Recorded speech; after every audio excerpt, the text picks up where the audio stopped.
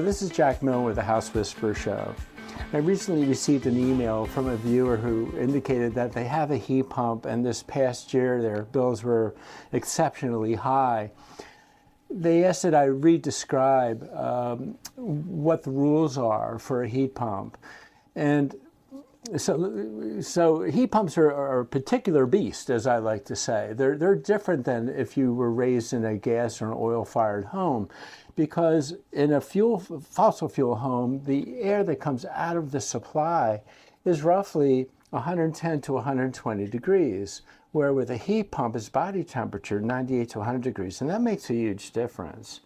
With today's homes, with having no carpeting, we have hardwood floors, we have tile, we have 9-foot ceilings, we have center hall colonials, the heat is going to want to migrate to the second floor. So when it comes time to set your thermostat for a heat pump, you may have to go a couple degrees higher than what you think. So in other words, if your body's comfortable at 68 or 69, you may need to go to 70, 71 to find your comfort level. So rule number one is when you find that comfort level, let it be. If you go any more than a 2-degree rise in temperature, it's going to activate the electric resistant coils, which is kind of like a toaster or electric baseboard heat with a blower. It's much more expensive to run that heat if it's being called for.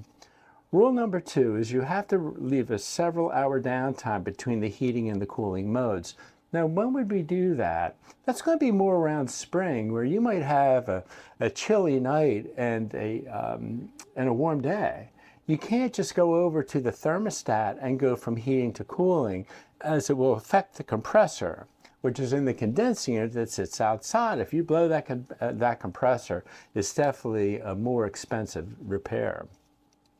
Rule number three is about filtration. So if you have a 30-day filter, you have a 90-day filter, or you have a large filter, the changing of that filter is paramount. How I often describe it to clients now is during COVID, we had to wear a mask. And if we wore a mask, it was just harder for us all to breathe. So imagine a dirty filter. It's going to draw up your energy costs if you don't stay on top of that schedule. Rule number four.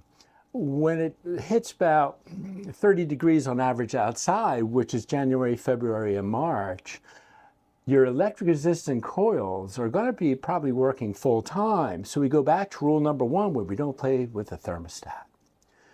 Rule number five is more towards air conditioning, but we're going to talk on heating too. During the heating cycle, keep the thermostat to the auto position. Let your house go to temperature, let it chill. Think ebb and flow like water. But for the air conditioning season, you definitely want to keep the fan switch to the on position.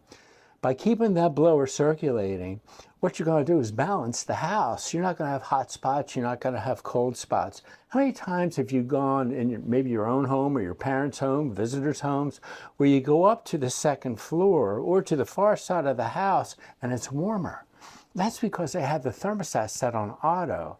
So by keeping it on, you're going to balance your home and draw down your air conditioning costs to that heat pump.